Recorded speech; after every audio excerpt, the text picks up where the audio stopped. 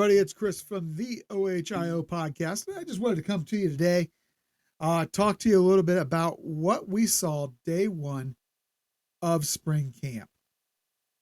But before I do that, let me just remind you that we are the official podcast of Scarlet and Game and Fansided. So go ahead and hop on over there. You can check out some great articles written by lots of great journalists. We're also the official podcast of the College Huddle. Stop over by thecollegehuddle.com where you can check out 76 different podcasts spanning the college football world and follow up on college football in general, or maybe your second favorite team behind the Buckeyes. Also, we'd like to ask you that you like and subscribe. Make sure you smash that like button, as Eric likes to say. Subscribe to our channel. Doesn't cost you a single thing. And hey, if you like what we do, consider please becoming a member of our channel. It's only $3.99 a month. Lots of great features and just so many wonderful behind-the-wall content videos. We have free shipping from the store for our members. And then, of course, just all kinds of other member-only benefits, including our special preview magazine before the season starts, which we will start working on, in a few short weeks.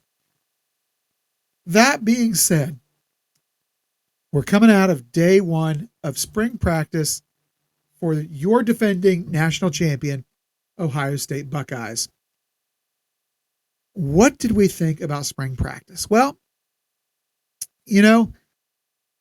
as I look at it, we aren't going to know anything about spring practice on day one. We know this. Spring practice day one is simply about getting out, getting loose, maybe getting the kinks out, getting back into the habit of running around, throwing the ball, getting some drills out of the way. But this is just some of the stuff we saw today. First of all, the quarterback battle, as we expected, Julian Sayin, Lincoln Keenholz, Tavion Sinclair, all of them had a chance to throw. We're doing the rotation system, much like we saw last year. Julian Sayin looked very much the part of the starter, who most of us assume he is going to be. Very nice, quick release by all accounts from everything I've heard. Julian Sayin was getting the ball out of his hand fast, tight spirals, everything you come to expect out of a five-star guy. Julian in his second year looks like he should be in place to take over for Will Howard. The job is pretty much his to lose, even though we hear that it's going to be a wide open battle. From there, let's talk a little bit about the offensive line. The offensive line to me was very intriguing today. We have two tremendous transfer tackles in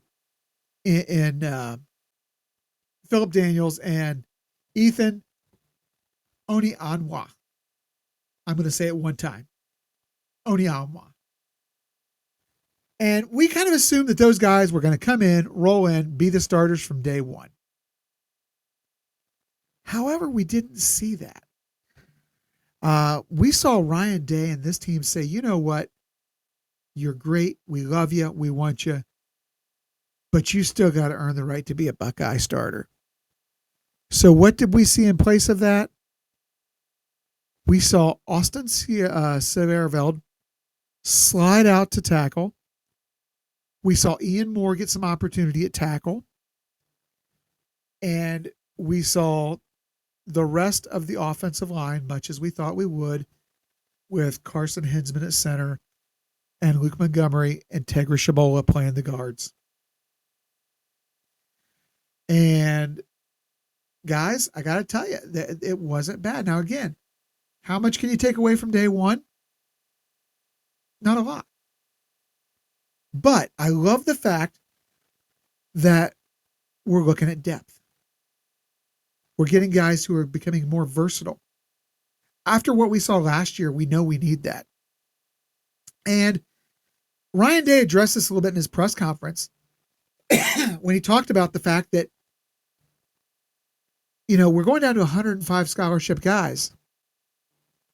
Therefore, we have to make sure that our guys are versatile and can play multiple positions.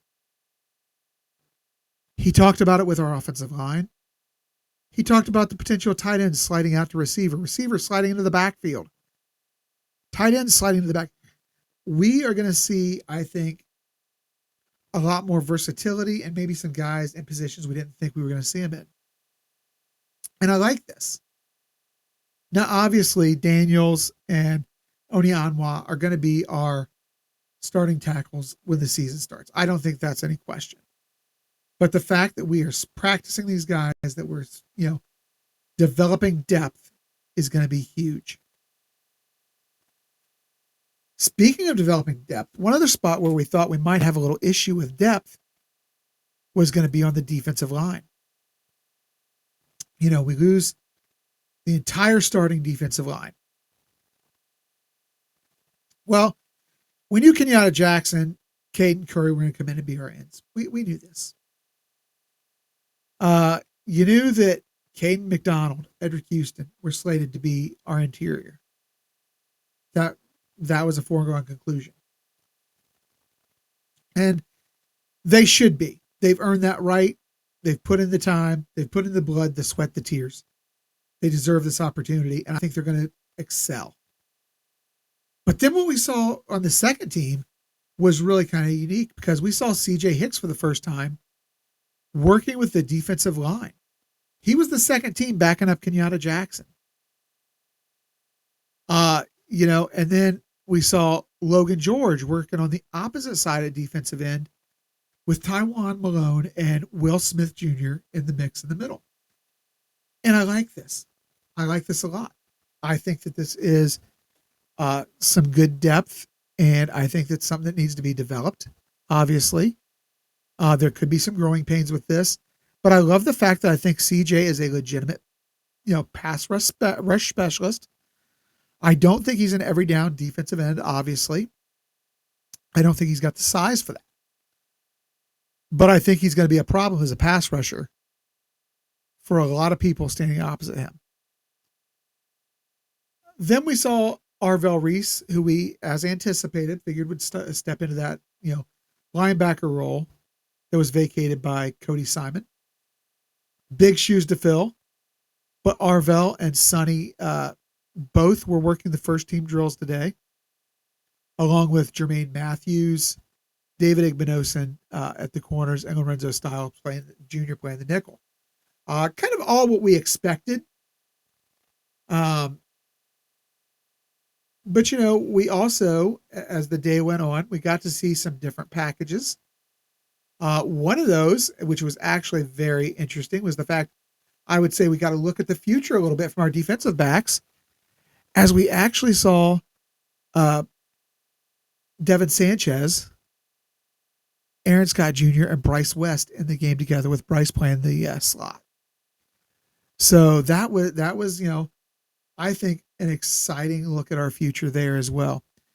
And let me tell you guys, from everything that I've heard, Devin Sanchez, as a freshman, looks the part. He could go in and play meaningful minutes as a true freshman. Then I think what may be one of the most intriguing positions is strong safety. Now, obviously, free safety is locked up. We know who our free safety is. Our free safety is going to be Caleb Downs, no doubt about it. Best safety in all of college football. But the battle for free safety is one that is kind of interesting. Now we saw Malik Hartford, or strong safety rather. I'm sorry, strong safety is one that's going to be interesting. And we saw Malik Hartford get a lot of the first team reps with the strong safety today. But guys, don't sleep on McLean, who got some meaningful minutes towards the end of last year. I think that these two guys are going to be in a contentious battle all the way through the spring and possibly carrying over into the summer for who gets that other starting safety spot opposite Caleb.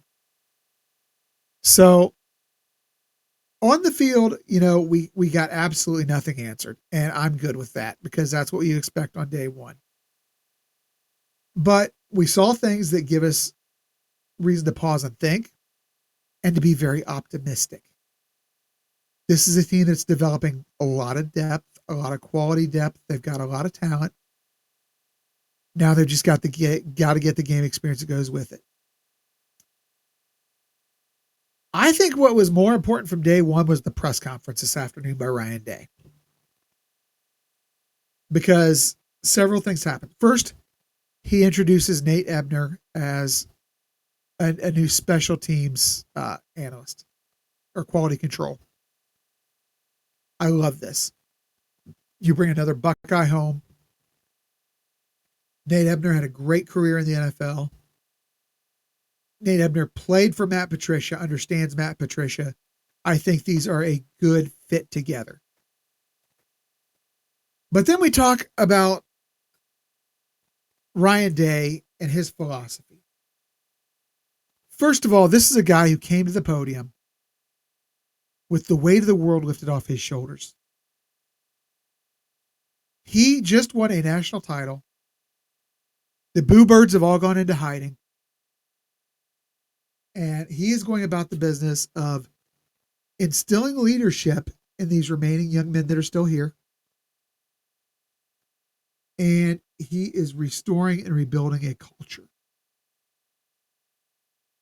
And he came out and he said, last year, the championship belongs to last year's team. This is this year's team.